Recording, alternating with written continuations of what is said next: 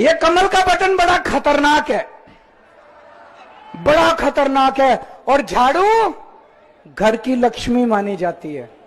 अभी बदत है भाई, अभी बदत है, किया ना, अभी बदत है। शायद पढ़े लिखे मुख्यमंत्री को ये नहीं पता कि भारत का राष्ट्रीय पुष्प ही कमल है और वो खतरनाक है। और मैं बताना चाहता हूं, ये भारत का राष्ट्रीय पुष्प कमल क्यों माना गया, आपको पता है? भगवान बुद्ध कमल पे विराजते थे। आपने मणि पद्म हुम, ये मंत्र होता है, अगर पढ़ाओ। भगवान महावीर के बारे में जैसे ही वो उत्पन्न हुए, जब वो चले तो कमल खिलते चले गए। और हम सब यहां बच्चे बैठे हुए हैं, सब चाहते हैं पढ़ाई लिखाई में आगे हो, तो मां सरस्वती की कृपा रहे, और फिर उसके बाद समृद्धि भी रहे, तो मां लक्ष्मी की भी कृपा रहे। मां सरस्वती भी कमल पर ही विराजती हैं और मां लक्ष्मी भी कमल पर ही विराजती हैं। जितना कमल खिला रहेगा उतना ही देश का विकास आगे उठता रहेगा। पूरे दिल्ली में हम 380 झीलें बना रहे हैं, लेक्स।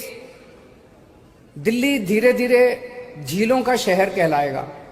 पूरी दिल्ली के अंदर आप जहां भी जाओगे आपको झीलें दिखाई देंगी, खूबसूरत आसपास लैंडस्केपिंग दिखाई देगी।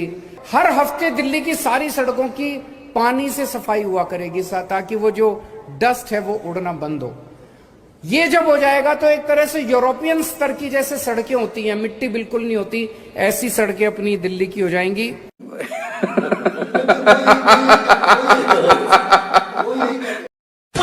भाइयों बहनों, पैसे की कोई कमी नहीं है इस देश में, पैसे की कोई कमी नहीं है। यहां पे हमारे किसान भाई बैठे हैं ना, आपने पंप देखा है ना,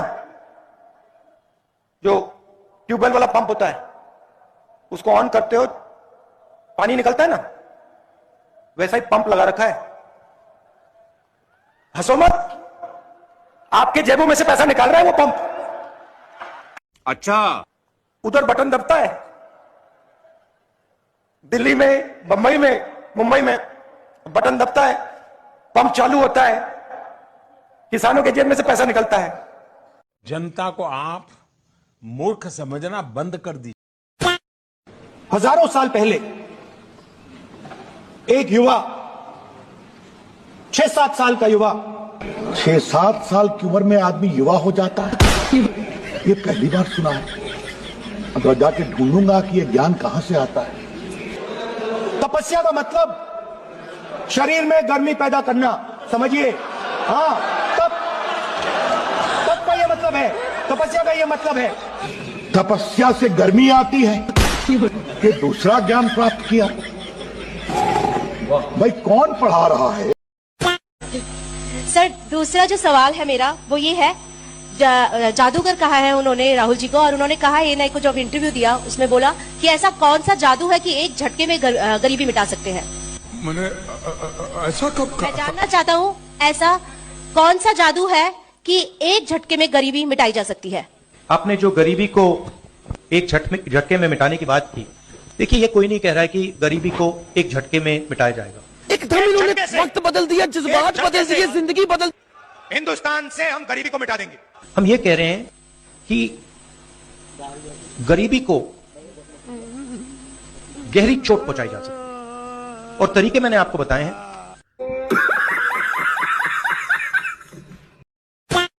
मैं कल कुछ दिन पहले रात को एम्स गया। मेट्रो स्टेशन में लोग वहां 600-700 लोग लेटे हुए हैं। मगर क्यों?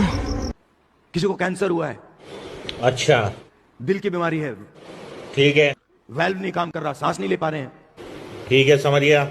टॉयलेट नहीं वहां पे, क्या बात कर रहे रे बाबा? खाने को नहीं है, प्राइवेट अस्पताल में जा नहीं सकते। अरे कहना क्या चाहते हो? पूरा का पूरा सिस्टम, चाहे वो प्राइवेट अस्पताल हो, शिक्षा का सिस्टम हो, स्वास्थ्य का सिस्टम हो, बिजनेस का सिस्टम हो, आपके लोग ही नहीं उसमें। कुछ भी, कुछ भी।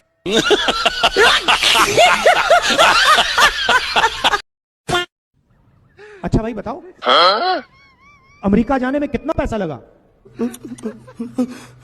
कहते राहुल जी 35 लाख से 50 लाख रुपए लगे। अच्छा, मैंने सवाल पूछा क्या कि भाई अगर 35 लाख रुपए आपने अमेरिका जाने में खर्च कर दिए, तो 35 लाख रुपए आपने किसी छोटे बिजनेस में क्यों नहीं लगाए? Good question, you are a good question. Haryana में किसी छोटे बिजनेस में क्यों नहीं लगाए? बात तो सही है। राहुल जी, हरियाणा में मेहनत का फल नहीं मिल सकता। मगर क्यों? हम कुछ भी कर लें, 35 लाख 50 लाख अपने डाल दे पैसे, बिजनेस नहीं चल सकता। क्या क्या कहना क्या चाह रहे हैं भाई आप? क्यों नहीं चल सकता?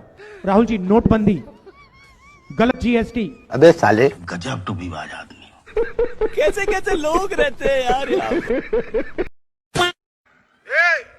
सफेद कपड़ा ओ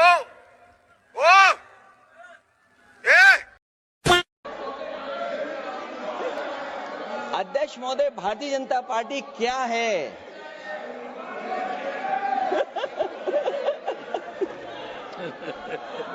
जी, मैं अखिलेश जी ने बहुत हंसते हंसते कहा है, इसको हंसते हंसते जवाब देना। इस सामने जितनी पार्टियां हैं उनका राष्ट्रीय अध्यक्ष उन 5 लोगों को ही चुनना है परिवार के।